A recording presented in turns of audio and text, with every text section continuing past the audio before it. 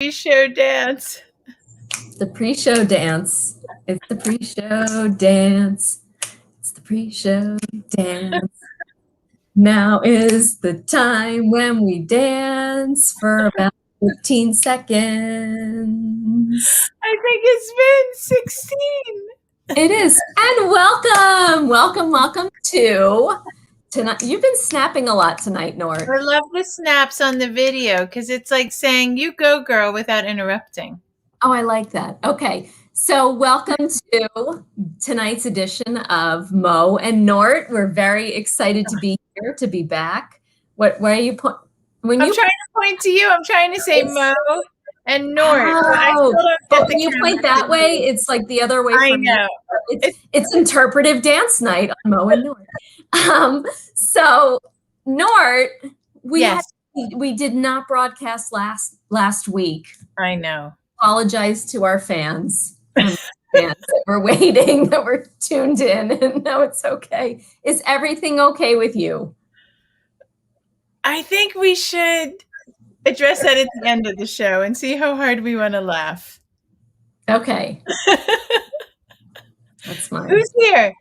How hard do you want to laugh? Well, I phoned a friend. You know how you phoned a friend a couple of weeks ago? I phoned a friend because we're always talking about camp and the impact that camp has in people's lives, and not just kids, but adults too. And I have Robin Jones here tonight, who's a very dear friend of mine, and her being on with you, it's like, oh, two great friends. Hi, Robin. Hi. So Robin she's an incredible human being. She has been working in the nonprofit world for many, many years. Okay, this. I'm trying to point to Robin, but it's okay. But it's pointing the other, but it's like it might be different on different, right? Okay. Okay. So anyway, so Robin has been working in the nonprofit world for a very long time. Robin and I met years ago when I was pregnant. I think it might have been right before you were pregnant, Robin. Yeah. And Robin used to work at Channel 7. I used to work there as well. And then she went on to work at MSPCC, Mass Society for the Prevention of Cruelty to Children. And did I say that right, Rob? You did. That's a mouthful. Okay. And we worked on a story together that I don't know if it came to fruition, but our friendship certainly did. And Robin has just had a long and amazing career of just so many wonderful things, and just she's actively involved in a number of volunteer organizations. She works in as I said already, the nonprofit sector as a consultant, and she just personally and professionally is someone that, to me, it's just someone that is a role model. So I'm so happy you're here, but also turning it into the camp context. I'm going somewhere with this. Robin has an incredible story to tell about camps and how her own life has been impacted, her children's, and definitely has a lot to say about how camps can be like that microcosm for a better future. So with that was a very long intro. Oh, and we're pointing. Okay. Welcome, Robin. Welcome to Mo and Nort. Hello. It's so fun to be here. It's really fun to be here. And Amy, I owe you money for that amazing intro. That was I never did that better myself. You could Venmo me. I will. I definitely will. Camp. Oh my gosh. I will talk about camp until the cows come home. Love it. And Amy, you and I go way back on the camp thing. But I have to say, I don't know. So you both went to camp growing up, right? Not together, but yes. Not together. But you know how it's just the most important part. It was the most important part of my childhood. I truly believe that. And so every time I was sort of later in college through college, after college, every time I was dating somebody, I was like, okay, if this guy has never been to camp, like camp, against sending your kid away to camp, it is a no-go. So deal breaker. Total deal breaker. So when I was So I dated a few different people in my time that were like, camp, like who would send their kid to camp? Like, that's so mean and whatever. So when I met my now husband of 26 years, we've been together for 8 years, he went to camp and he loved his camp, his overnight camp. And it was one of the first conversations we had on our first date is how critical a role camp played in our lives. And that's it. We're getting married. That's yeah. And who would have known that all of those years later, he cuts hair. He cuts hair. He does. Your husband does so many. Pandemic stylist, my husband. And your hair looks gorgeous. So he does some really incredible things. One length, Amy. That's the key. He's right. Okay. So, Robin, can you tell us a little bit about your story and just how camp in your life? Absolutely. So I'm the youngest of 4 girls. I grew up in Providence, Rhode Island, and I grew up in a sort of a challenging home life. And so my parents were divorced when I was really young, like 4. And I would say that our household wasn't the most stable place to be in, especially in the summer when there's no school and you don't really have, for me, school was a safe place in many ways. And so my sisters were all off at this 8-week overnight camp in Rhode Island, a small Jewish overnight camp that still exists to this day. It's in a different location, so it doesn't quite feel like my camp anymore, but it's still an amazing camp and the values and traditions are still going strong. And so basically by the time I was 6, I was at camp for 8 weeks with my sister. And I have to say, it wasn't like I fell in love with camp that year. It grew on me. Like I was definitely homesick. I was sort of, all of a sudden I didn't even know I was going off to camp, except that I was desperate to be with my sisters. That year I was home when I was 5 and they were all away at camp. I remember being really sad that they weren't home. And it was a long time. That when you're 5, time is like forever. Yes. The idea that they were gone for so long was just devastating to me. But over the years, I started to love camp more and more. And I couldn't wait to get back. I lived for it, to the point where, so I started at 6 and I was, you could only go until you were 14. It was a co-ed camp, very small, like 100 kids total. And then I had to take a year off because there wasn't anything that I could do. And that was miserable because I missed it so much. And so I did some odd stuff at home, some work stuff, but then I went back as a kitchen staff. And then I immediately went on to being a counselor. And I was a counselor until the summer before I got married, so I had been at this camp basically all of my life, except for that summer I was 15. And I remember being devastated the summer I wasn't going back as a counselor because I was getting ready to get married. Wow. More exciting than I was like, so at one point my camp was for sale and I worked really hard to convince my husband that we like, we're not school teachers. We can't do that. So that didn't work out, but it's such an important place. It is more meaningful to me. That camp and high school were the 2 most meaningful parts of my youth growing up, more so than college and all the other schools, elementary and middle school, for so many different reasons. And I will say that when my oldest was 9 years old, getting ready to go to overnight camp for the first time, and he went to my husband's camp, which is all boys camp. Both my boys went to my husband's overnight camp. I remember reaching out, writing a letter to the directors, the husband and wife team who were the directors of my camp. It was literally the night before. I was sobbing because my son, he was going off to camp for the first time, and I was letting him go.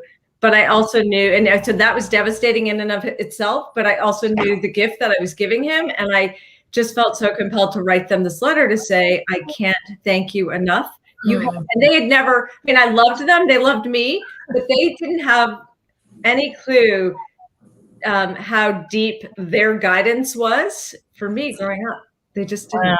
So I wrote a 5-page letter to them. They were probably like, "Oh my God, not well." But no, they probably appreciated that so much, Robin. So I saved a copy of the letter, photocopied it because it was so important to me, and I just, it was so incredible. And my kids to this day, their camp is amazing. And Siwataro played a big role where Amy is.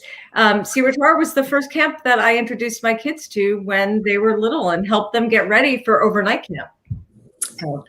And speaking of which, Robin, I would not be at Siwataro today if it were not for you, probably.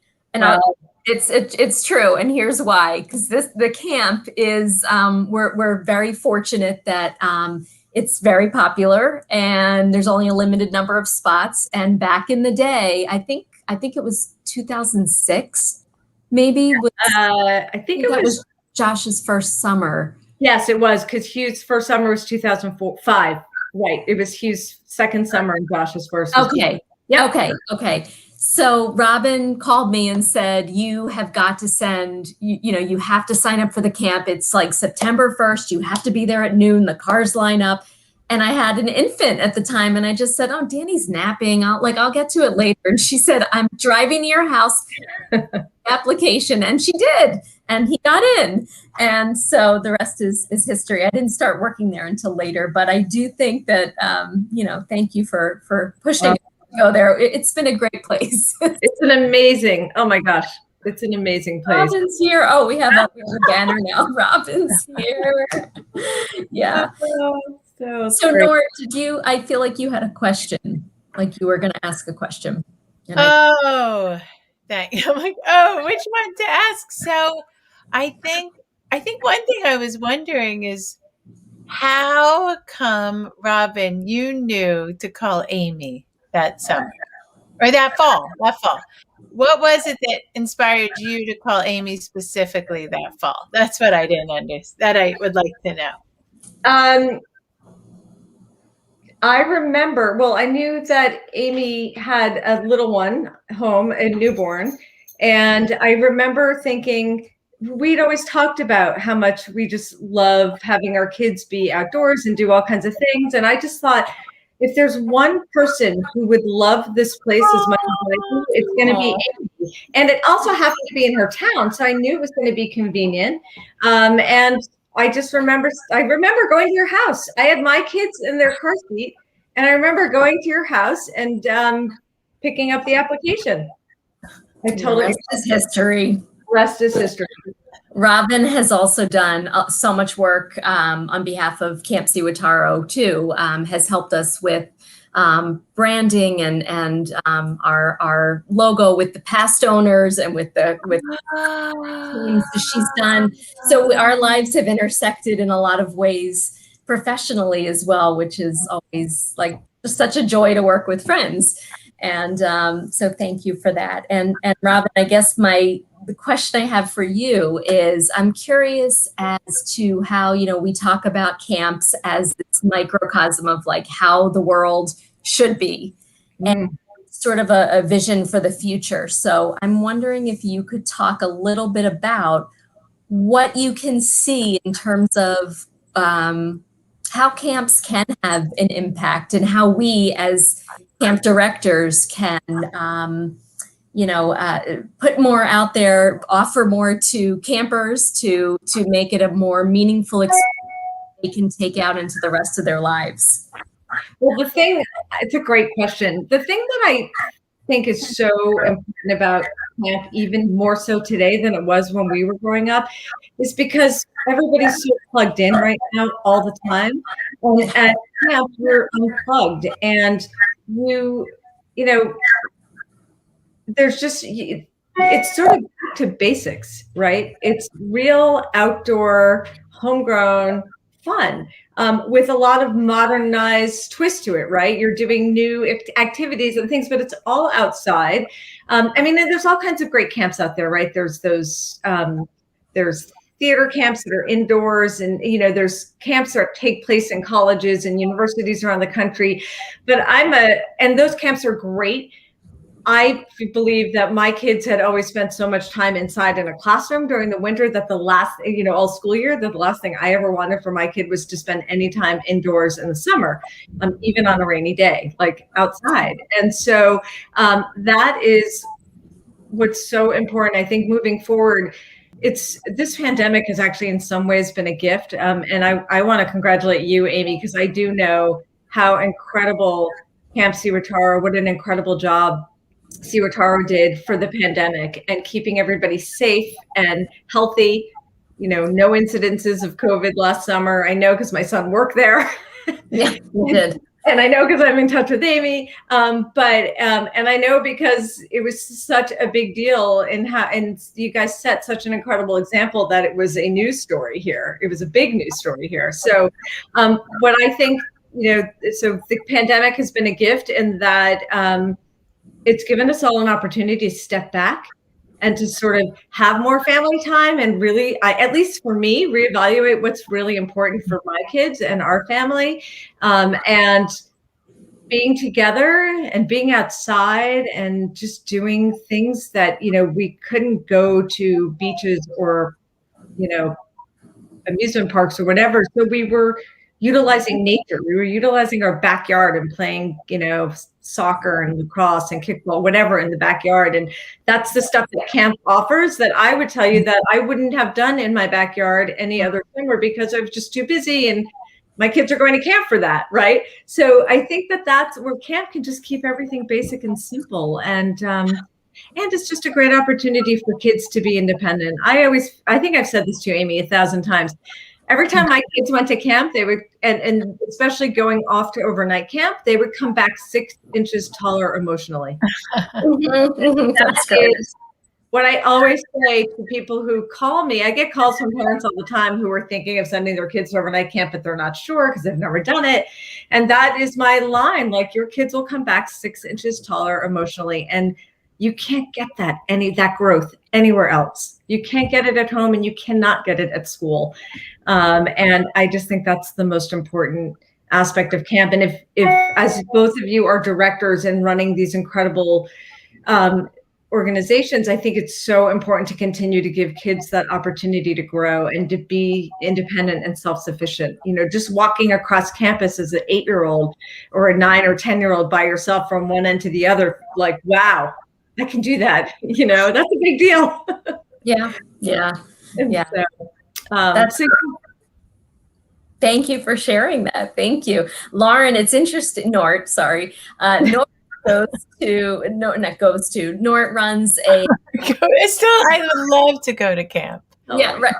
So you run a camp for the arts on Long Island, USDAN, and it's a camp for the arts, but it's outdoors also. So you also have that incredible property. I think Jay, who was here a couple of weeks ago, talked about the huts. And so whether it's the traditional camp like Siwatara or like USDAN that's more focused on the arts, it's Robin, that idea of being outside, of being of leaning into nature is it's right. So important. And I think here it's funny. I think in New England or maybe the upper Northeast is traditional. I think it's not traditional in other parts of the country. I could be wrong. You guys would know better. But I do feel like when I talk about arts camps or sports camps here, they're indoors. They're the commercial camps that the programs, I'm not going to name them, but they're school type programs indoors. And I think that's great. I think, but if you can find an opportunity to go somewhere and do what you love, whether it's theater, arts, or, just regular, basic, traditional camp, then what else are you going to be able to do that during the school? And then being outside. Yeah. So Robin, I want to thank you so much for coming. You, Robin. Yeah, so we're going to say goodbye to Robin, and then Nort, you and I have a little business to discuss. We do?